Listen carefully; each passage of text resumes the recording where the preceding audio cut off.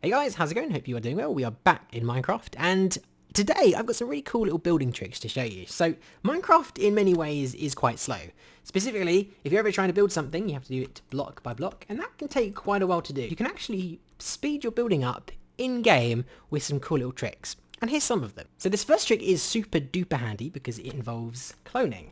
A lot of people forget about cloning, but it's integral to making things quicker.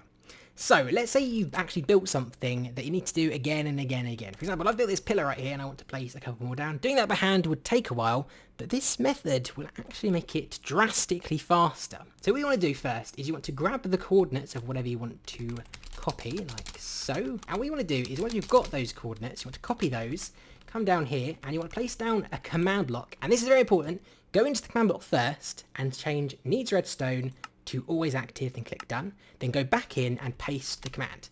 Then what you want to do is you actually want to place some tildes down here, and essentially what this is actually going to do is it's going to convert this command block into something like a paintbrush which will clone that structure. And the next step is you want to hold the control key and the pick block, and what that will do is actually pick up that block with the data inside.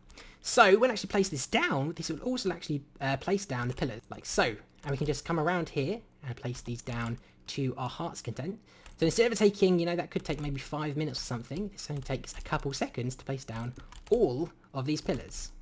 The next thing is, don't forget about structure blocks. They are really, really handy. One thing you can do with them is you can back up an area. So if you build something, you hate it, you can revert back if you backed up. So all you have to do is you take a save block like so and save it. Obviously, we've got to, otherwise we can't back it up. Save it, and then you go do something. For example, I place down some lava here, and it looks terrible. It's like, ugh, how am I ever going to get it back to the previous state? Well, just load up the load structure block and load this guy in, and it will revert it back to its previous state. Excellent. The next trick is randomTickSpeed. If you don't know about this, it's really, really useful if you're trying to make things happen faster. So basically what randomTickSpeed is it's how quickly the game chooses to pick blocks to make them have a block update, if that makes sense. So basically, the default is actually set to 3, but if you actually have this command right here, game rule randomTickSpeed, you can actually update this to whatever you like. For example, if we actually set this to game rule tick speed 10,000, for example, it's actually going to make some stuff happen a lot faster. For example, if I just set this like so, one thing, for example, is leaves will decay faster. So if you destroyed a load of trees and you want to make everything decay faster, the leaves will go. Grass will grow quicker. So if you just place this guy here, it should grow super speed.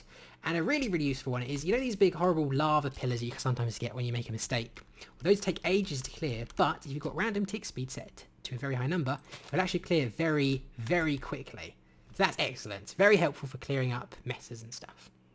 The next one is that fill and clone actually have a couple helpful functions which can make your life a lot easier. For example, fill has a replace function which lets you replace certain blocks with other types of blocks. This is great if you want to quickly see what a build would look like with different blocks. So this could be pink or this could be green, and it's very, very helpful.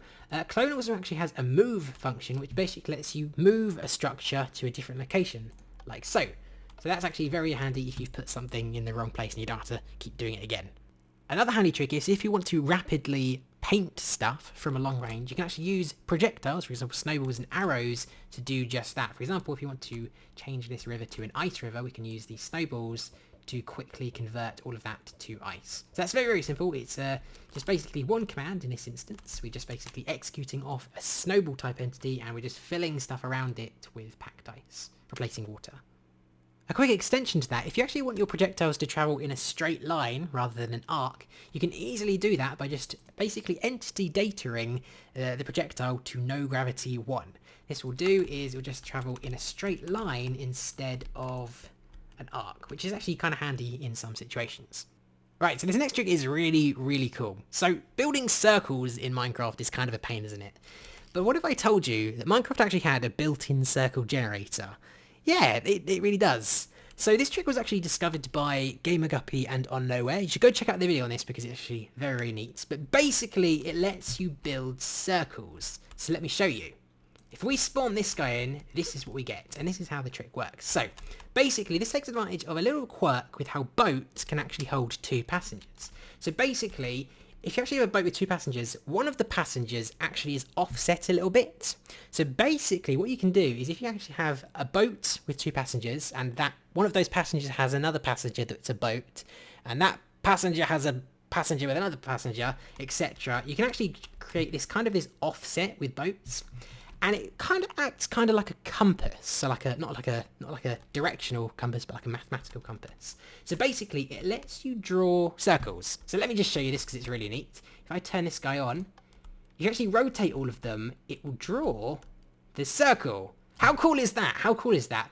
And the fun thing is that the more boats or the less boats you actually add to this, the bigger or smaller the circle becomes. So it's completely customizable. A very, very cool trick. Another neat feature of structure blocks is integrity. So integrity basically allows you to remove a certain percentage of blocks from a build. It's great for building things like ruins. For example, let's say we've got this tower here. We just save that guy and we come over here and place it down, say here.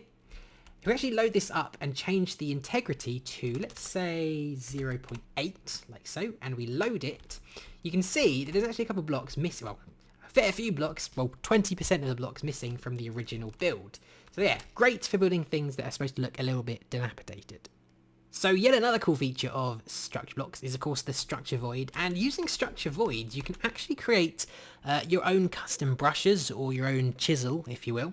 So right here we actually have a footprint, and basically it's going to allow us to sculpt the terrain in the shape of a footprint. You can set this to pretty much anything you like, and it's actually very powerful depending on how you use it. So if we just take a structure block and place it over, say, let's place it here. If we just load this guy in, it will actually spawn a footprint into the ground, and that can be anything you like, it can be any shape. And I think that's really, really neat.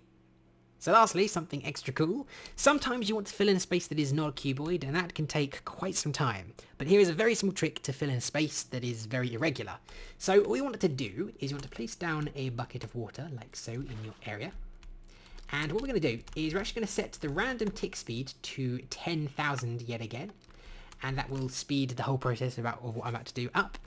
And what we're actually going to do is, in this entire space, we're going to fill every water block with a source water block. So all of these flowing water here are going to convert into source water blocks, and what's going to happen when we do this is it's going to fill all of the space up with water. Then we're going to take another command and we're going to replace all of that water with, say, a diamond block, and voila, we filled in that area very, very quickly. But anyway guys, that is pretty much all there is to it. If you enjoyed, a like is of course always much appreciated. Subscribe if you're not already, or if you'd like to watch some more videos, you can try this one where I encrypt something in Minecraft itself, or this one where I build a retractable drawbridge in survival. Very cool stuff. But anyway guys, thank you for watching, and I'll see you next time.